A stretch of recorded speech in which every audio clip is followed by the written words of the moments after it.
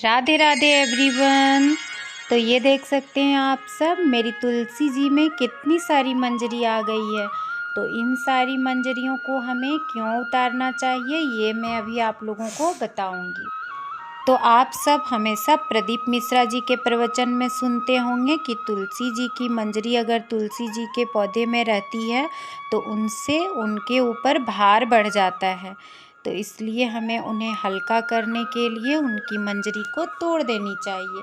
तो यहाँ पे मैं सारी मंजरियों को अच्छे से तोड़ दी हूँ।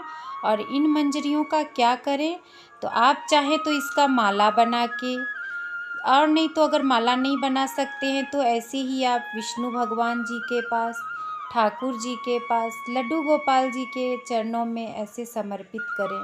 इससे हमें बहुत ही पुण्य की प्राप्ति होती है। देखिए अभी सुबह के बज रहे हैं 5 और सूर्य भगवान जी उग चुके हैं। तो मैं अभी सूर्य भगवान को जल चढ़ाऊंगी।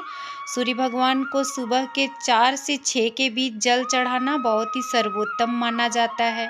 और सूर्य भगवान को जल चढ़ाते समय हमें किन मंत्रों का उच्चारण करना चाहिए, तो हमें बोलना चाहिए कि ओम सूर्य देवाय नमः, भास्कराय नमः, दिनकराय नमः। जितने भी उनके नाम हैं सारे नामों का उच्चारण करना चाहिए और उनकी 7 बार परिक्रमा करनी चाहिए। घर में पूजा करने के बाद मैं अपने हस्बैंड के साथ आ गई हूँ यहाँ भोले बाबा का मंदिर, बजरंगबली का मंदिर, राम कृष्ण मंदिर, सीता माँ का मंदिर, भोले बाबा का मंदिर। यहाँ पे सारे भगवान विराजमान हैं एक ही मंदिर में। तो यहाँ पे सबसे पहले मेरे हस्बैंड कर रहे हैं भोले बाबा की पूजा, आप सब देख सकते हैं। तो पहले हमें बेलपत्र चढ़ाना चाहिए या जल, तो हमें पहले बेलपत्र चढ़ाना चाहिए, उसके बाद ही जल चढ़ाना चाहिए। और दोस्तों नारियल कभी भी औरतों को नहीं फोड़ना चाहिए, इसलिए यहाँ पे मेरे हस्बैंड नारियल फोड़ रहे हैं। इसकी भी एक राय है कि नारियल औरतों को क्यों नहीं फोड़नी चाहिए, और मैं इसकी शॉर्ट्स डाल चुकी हूँ, तो आप सब मेरे शॉर्ट्स में देख लीजिएगा। तो यहाँ पे मेरे हस्बैंड नारियल चढ़ा दिए हैं, आधा भोलेनाथ को और आधा मैं घर ले जा रही हूँ। और मैं यहाँ पे भोले बाबा को जल चढ़ा रही हूँ और फिर बेलपत्र चढ़ा रही हूँ। दोनों आप कर सकते हैं, आप बेलपत्र बाद में भी चढ़ा सकते हैं।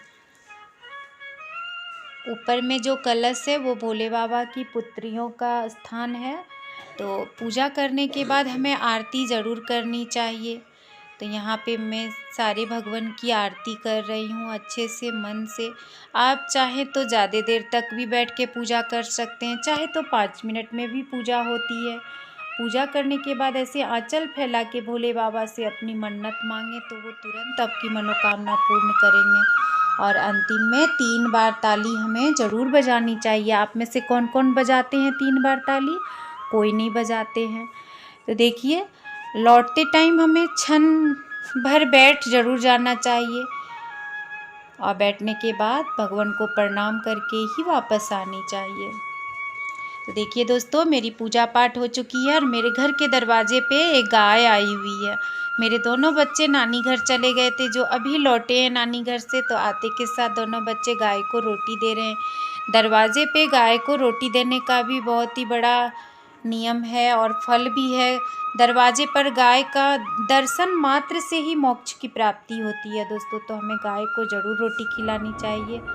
ये है शाम का समय और मैं यहाँ तुलसी जी को दिया दिखा रही हूँ।